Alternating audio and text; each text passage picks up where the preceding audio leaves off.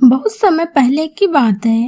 एक घर में मोहनलाल, उसकी पत्नी सलोनी और उनकी इकलौती बेटी सुमन रहती थी। मोहनलाल के काफी खेत खलिहान थे, जिसकी देखभाल ज्यादातर उसकी बेटी सुमन करती थी। एक दिन सुमन सभी मजदूरों को उनकी बगार देकर खेत से वापस आती है।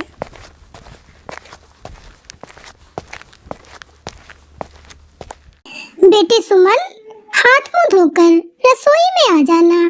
तेरे पिताजी ने भी खाना नहीं खाया है। वो बोल रहे हैं सब साथ में ही खाएंगे। हाँ माँ, चलिए खाना खाते हैं। मुझे भी बहुत तेज भूख लगी है। वहाँ सब बैठकर खाना खा ही रहे होते हैं कि उसकी माँ सुमन की शादी की बात छेड़ देती है। बेटी सुमन, अब तो तुम बहुत समझदार हो गई हो और तुमने हमारी सारी जिम्मेदारी भी संभाल ली है, लेकिन अब तुम्हारी उम्र भी होने लगी है। तो मैं सोच रही थी कि क्यों ना तुम्हारी शादी की बात चलाएं। ठीक है माँ, जैसा आप दोनों को सही लगे, लेकिन एक मेरी शर्त है। मैं शादी के बाद यही रहूंगी, अपने घर आप दोनों के साथ। मैं आप दोनों को अकेला छोड़कर कहीं नहीं जाऊंगी। बेटी, लड़कियां तो पराया धन होती हैं। उन्हें एक दिन माँ बाप को छोड़कर जाना ही होता है। यह तो दुनिया की रीत है बेटी। नहीं माँ पिताजी, मुझे आप दोनों को छोड़कर कहीं नहीं जाना। ठीक है बेटी, तुम्हारी शर्त को ध्यान रखूंगा। बस फिर अगले ही दिन से सुमन के लिए लड़का देखने का काम शुरू हो जाता है। सुमन की माँ गांव के पुजारी के पास जाती है और उन्हें सुमन की पसंद बताते हुए लड़का देखने को बोलती है। पंडित अगले ही दिन एक लड़के का रिश्ता लेकर सुमन के घर आता है। सुमन के माँ पिताजी को वो लड़का बहुत ही पसंद आता है, क्योंकि सुमन के शर्त के हिसाब से वो लड़का एक अनाथ लड़का था। उसके माँ पापा दोनों मर चुके थे। सुमन के माँ पिताजी लड़के से मिलते हैं और कुछ ही दिनों में दोनों की शादी हो जाती है। शादी के बाद वह लड़का शोभित सुमन के घर ही रहने लगता है। कुछ ही दिनों में शोभित अपना असली रूप दिखा देता है। वह सुमन से पैसे लेता है और ढेर सारी शराब की बोतल खरीद कर ले आता है। वह अपने कमरे में आकर शराब पीना शुरू कर देता है। जब उसकी सास उसको खाने के लिए बुलाने आती है तो वो पागलों वाली हरकतें करने लगता है। ये बुढ़िया, यहाँ क्यों आई है तू? इतना टाइम हो गया, तूने मुझे अभी तक खाना भी नहीं दिया है। हे भगवान, दामाद जी, तुमने शराब पी रखी है। हाँ, मैंने क्या पहली बार थोड़ी ना पी है। देख बुढ़िया, मैं खाने के बिना रह सकता हूँ, लेकिन मुझे रोज शराब तो चाहिए ही चाहिए। ये शादी भी तो मैंने इसीलिए की है क्योंकि मेरे माँ बाप के मरने के बाद मेरे सारे पैसे खत्म हो गए थे और काम करना तो मुझे पसंद ही नहीं है बुढ़िया। हे भगवान, ये मेरी बेटी किस लड़के के चक्कर में फंस गई। इससे अच्छा तो कुंवारी ही रहती। अब शोभित रोज शराब पीकर घर में कलेश करता था और इससे घर के सभी लोग बहुत ही दुखी रहने लगते हैं। एक दिन शोभित और सुमन की शराब पीने की वजह से बहुत लड़ाई हो जाती है। शोभित शराब की बोतल लेकर घर से गुस्सा होकर चला जाता है।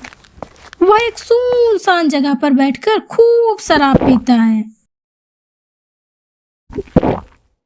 शराब पीते पीते शाम हो जाती है। शोभित चलने की हालत में भी नहीं होता है। वह जैसे ही उठने की कोशिश करता है, उसी खाई में गिर जाता है और वहीं उसकी मौत हो जाती है। शोभित मरने के बाद एक भयानक भूत बन जाता है और उसकी शराब पीने की भूख और ज्यादा बढ़ जाती है। शराब, शराब, कहाँ है शराब? मुझे तो बस शराब चाहिए, शराब। वह शराब के लिए अपने ससुराल में आ जाता है। सुमन भूत को देखकर बहुत डर जाती है। मुझे शराब चाहिए, शराब। सुमन बहुत डर जाती है। वह डर कर शोभित की रखी हुई शराब उसे दे देती है। भूत शराब पी लेता है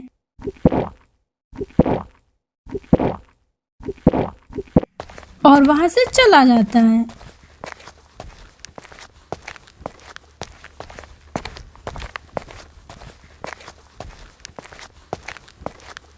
भूत के जाते ही सुमन अपने माँ पिताजी को सारी बात बताती है। बेटी, अभी तक शोभित नहीं आया, कहाँ गया है? जाने दो माँ, खुद ही सुबह तक आ जाएगा। ऐसा बोलकर सभी लोग सोने चले जाते हैं। सुबह हो जाती है लेकिन शोभित नहीं आता है। सभी शोभित को ढूंढने निकल जाते हैं। ढूंढते ढूंढते शाम हो जाती है लेकिन शोभित का कहीं कुछ पता नहीं चलता है। रात को वह भूत फिर आता है और शराब पीकर चला जाता है। उस भूत से परेशान होकर सुमन के पिताजी एक तांत्रिक के पास जाते हैं और तांत्रिक को सारी बात बताते हैं। ये लो, ये काली माँ की राख है। इस बार जब भी भूत आए तो उसके ऊपर ये राख छिड़क देना। वह दर्द से तड़फने लगेगा और वहां से भाग जाएगा। अगले दिन जैसे ही भूत आता है,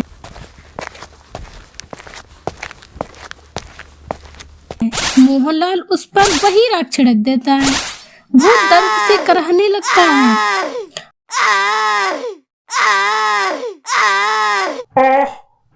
बचाओ मुझे, बचाओ। मेरे पूरे शरीर में भयानक दर्द हो रहा है। बचाओ मुझे, बचाओ।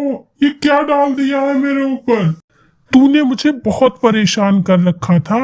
एक तो मेरा दामाद नहीं मिल रहा है, उसे ढूंढ ढूंढ कर हम सब परेशान हो रहे हैं।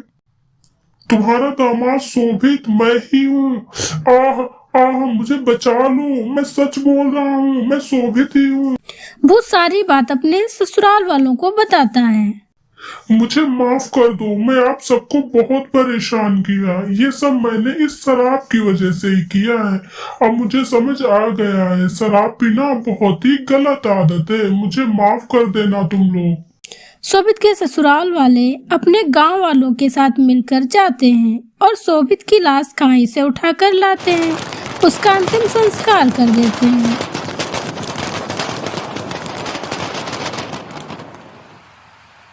अंतिम संस्कार करते ही भूत गायब हो जाता है और सभी खुशी खुशी रहने लगते हैं।